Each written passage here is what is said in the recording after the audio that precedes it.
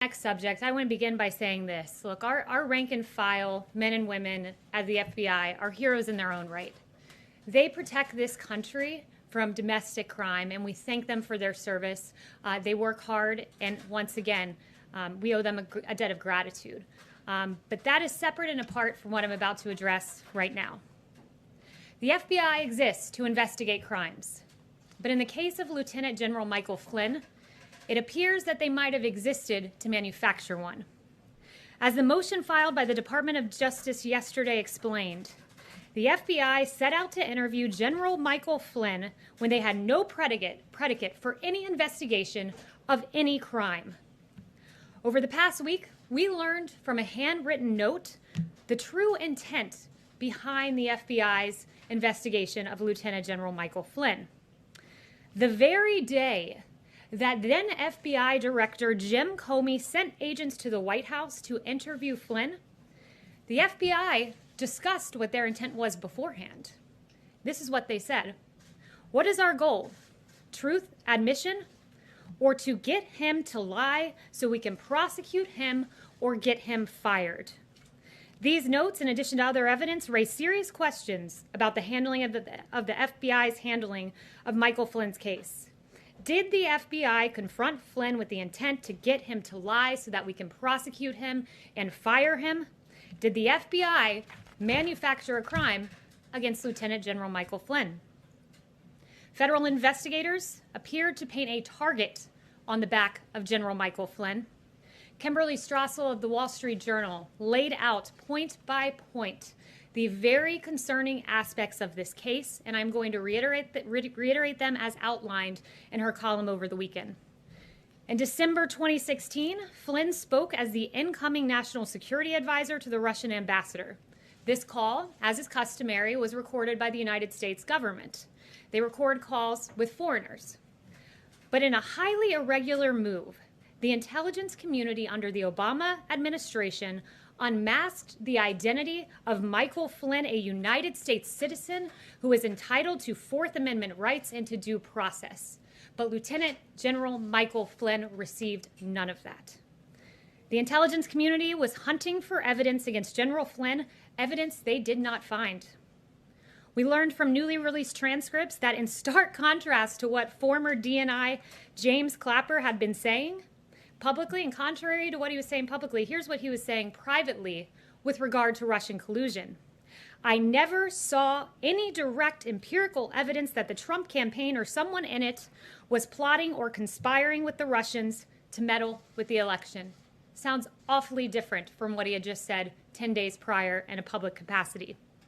Having found no evidence of Russian collusion, the FBI came up with a new absurd theory that Flynn might have violated the Logan Act, a statute from 1799 that in its 200 years of existence had never been used to convict an American citizen, but it was resurrected in the case of Lieutenant General Michael Flynn.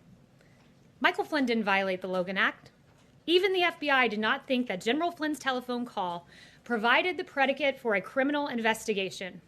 In fact, in January of 2017, an internal FBI document concluded that Flynn was, quote, no longer a valid, viable candidate for investigation. Disgraced FBI agent and noted Trump hater Peter Strzok disagreed, texting this: "Hey, if you haven't closed that Flynn case yet, don't do so yet," end quote. So the Flynn case remained active. This was a good thing for Peter Strzok, but it was a bad thing for justice. It was a bad thing for the rule of law.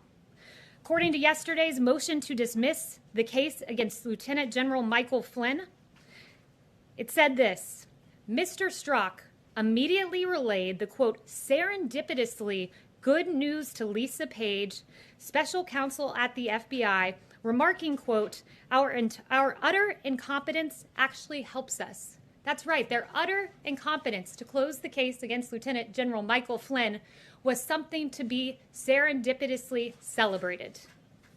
The scheme to manufacture a case against Michael Flynn continued. After President Trump entered office, the FBI's partisan pursuit of General Flynn proceeded under Jim Comey's FBI. Despite possessing a transcript of Flynn's entire conversation, the FBI decided it was somehow necessary to go ask General Flynn what happened on the call, despite having a transcript in their possession.